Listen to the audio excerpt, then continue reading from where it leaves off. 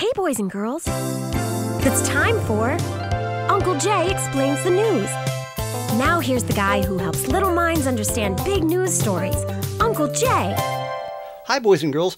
Well, last week's episode came out just before all the big news about Osama bin Laden. I missed everything. So, this week it's all Osama all the time, especially since new information is coming out every day, and some of it is even consistent with what came out the day before. And so, Uncle Jay's news word for this week is veracity.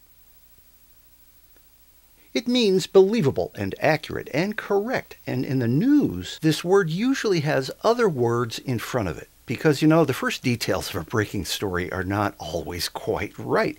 And so here is everything we have been told so far about the bin Laden operation.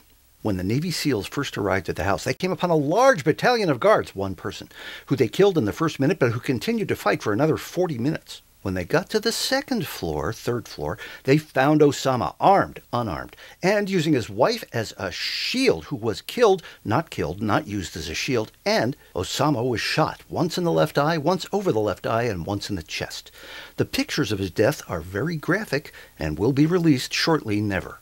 Well, you can see why the veracity of this and other news stories might be questioned. Like the one about Osama bin Laden living in a cave? Turns out he lived in a fairly nice Pakistani neighborhood, but his house didn't seem to get anybody's attention, even though there were some unusual things about it.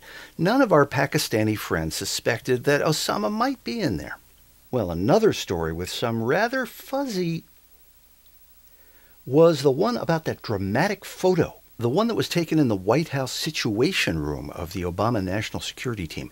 A lot of questions are being asked about what really happened here and about the environmental impact of all those cardboard coffee cups with a presidential seal printed on them.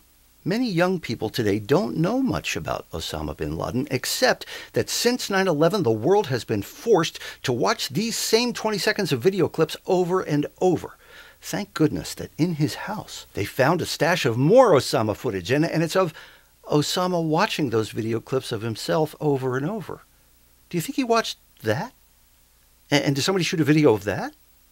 Well, thank goodness we're rid of Osama bin Laden. And now the world is a little bit less scary. And that's a good thing, especially during the month of May sweeps, when the news is already working extra hard to scare you.